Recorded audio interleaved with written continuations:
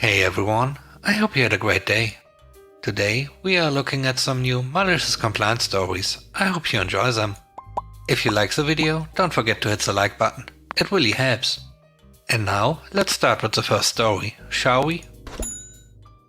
The first story is called Lazy Manager Gets Remembered What His Job Is.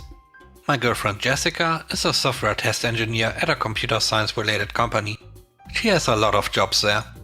One of them involves the review of bugs in the application, which she sees in the form of a ticket. When Jessica started working at this company, her manager Bob would force every new hire to attend meetings every day. He would go over the ticketing system in excruciating detail, even though all of the new hires stated that they had used them before and didn't need another tutorial. This finally culminated in her manager stating in front of the whole team that the new hires couldn't attend a meeting. He said that they had to go over the ticketing software. But all of the new hires resoundingly stated that they didn't need any more tutorials, and that they would be able to attend the meeting, which they did.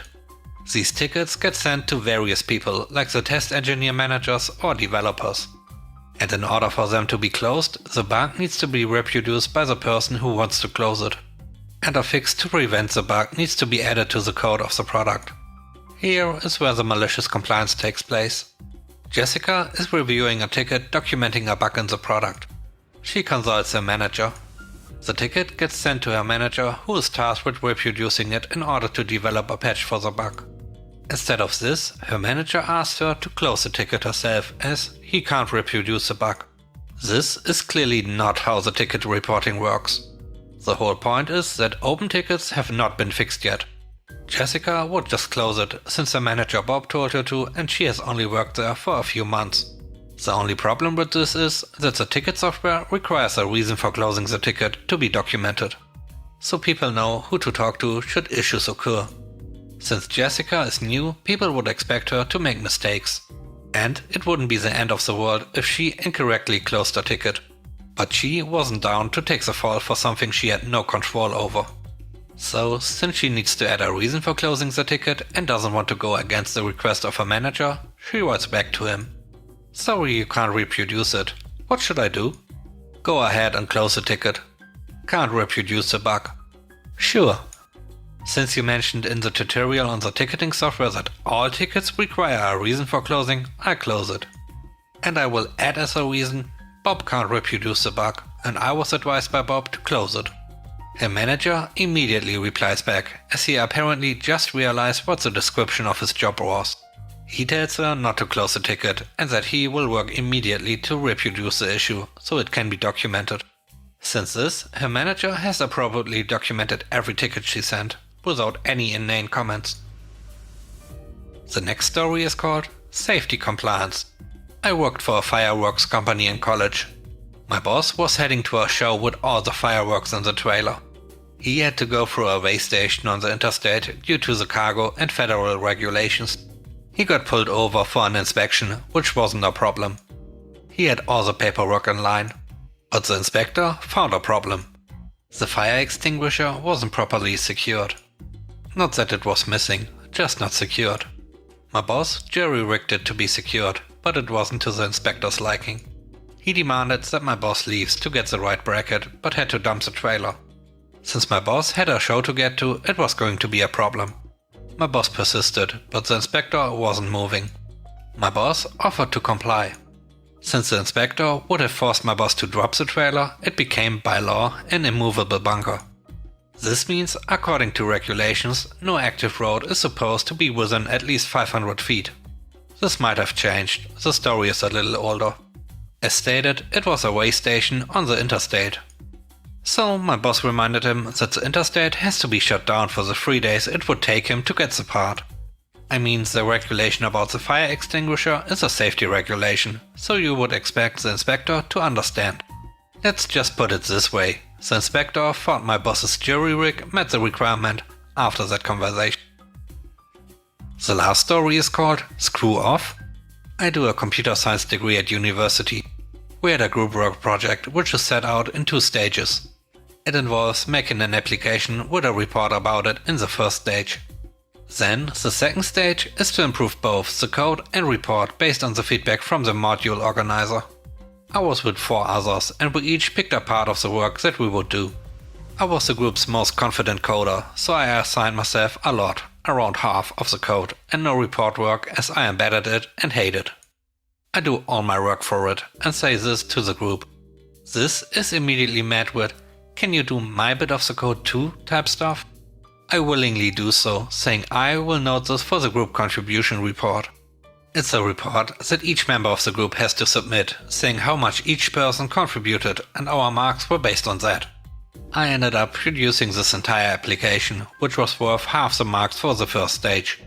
I contacted my module organizer and they suggested if people weren't pulling their weight to leave the group, taking my code with me and do the report. That would mean I would need to work flat out to produce the report and probably would mess it up. I didn't want that. The deadline was in about a week. But then I got asked to do some of the reports about how the code actually worked. A lot of the report was stuff about end users, which they could do. But they needed me to do this, as they didn't know what the heck all my code did. I again, probably for like the 5th time, said I would, but well noted for the contribution report. All in all, I worked out that I had done about 60% of all the work for 5 people in the group. With all our work done, we were ready to submit, but all needed to do the contribution report. There was talk amongst the others of all writing that we each contributed 20% of the workload to make us look better as a team. I flatly refused. They exploded, calling me with every name under the sun, swearing at me, telling me to screw off. I explained that half the marks for the project go to the code and half to the report. So I said that we have each done 1/5 of the report. And that I had done all the code, bringing my total to 60 and theirs all to 10. They weren't happy. I sent it off with those values, and thought that was that. My module organizer then emailed me, asking if I had any proof of this, as I put myself a lot higher than everyone else did. They all put me at 0% apparently, and themselves at 25, essentially outcasting me from the team, and trying to give me no marks for all my hard work. I emailed him back, linking to the GitHub I used to share the code with the team. And I showed him that all the versions of the code were done by me, proving that I did all of it. And thankfully, we did the whole report on Google Drive.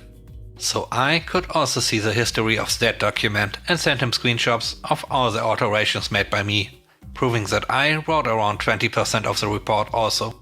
He added it all up and made a special exception for my group, saying he would give me most credit for the work. The way that he calculated our marks was, he marked all our work normally. I got most of the credit, so got the highest mark.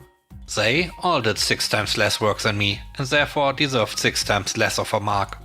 I think I ended up with a 65, and they all get 11 for the whole coursework's first section. Now, this course is 100% of the marks for the module, meaning they just got 11% for 50% of a whole module. Which is a big mess up. They would need 69% to even pass. Section 2 is fixing the feedback the teacher gives and improving your reporting code. As it turned out, I messed up a bit on the code, only getting about 50% of the marks with like a massive issue in it.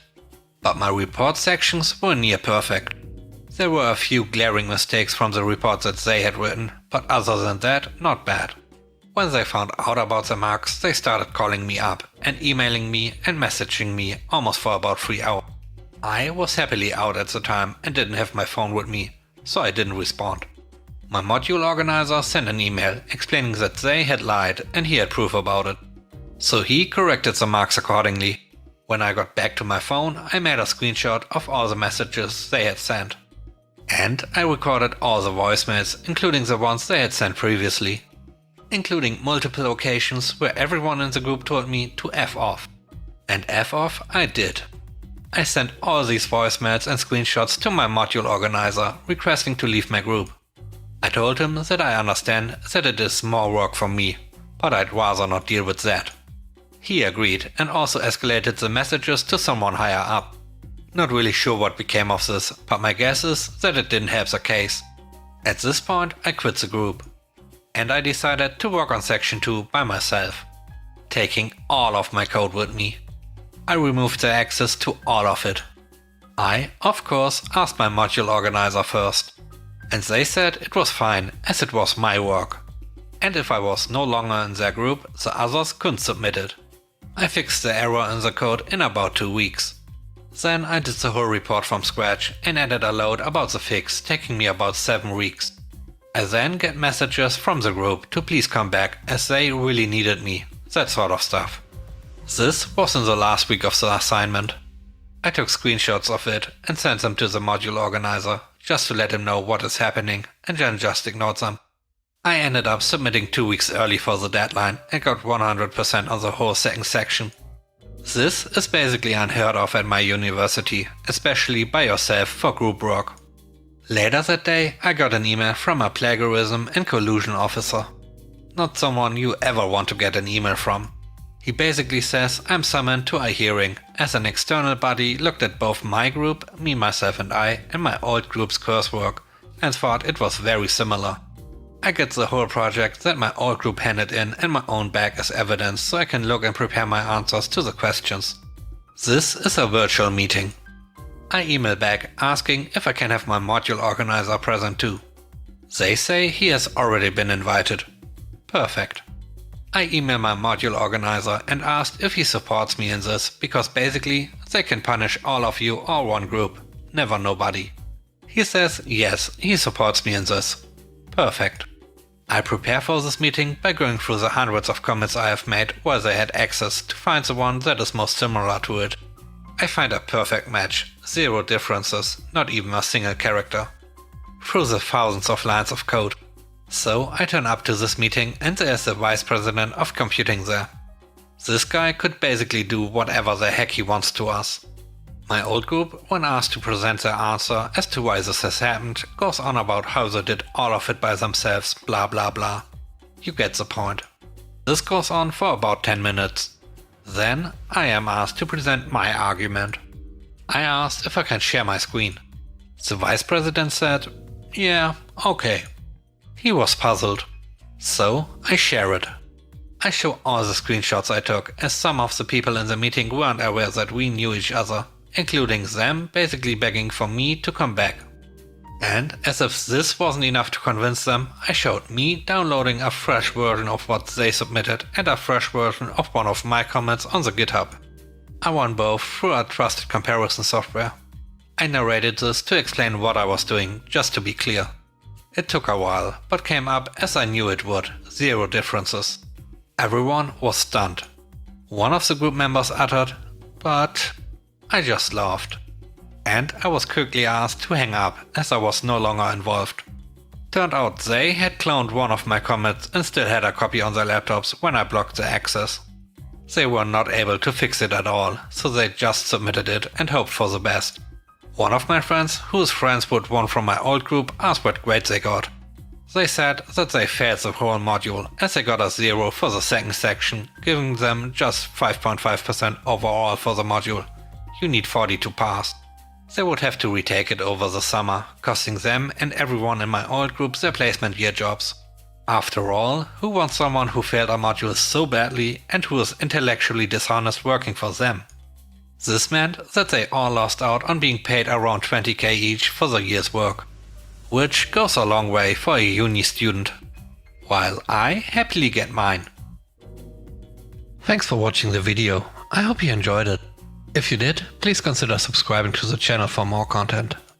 Let me know what you think about the stories and the video in general in the comment section below. And now, have a great day. Bye bye.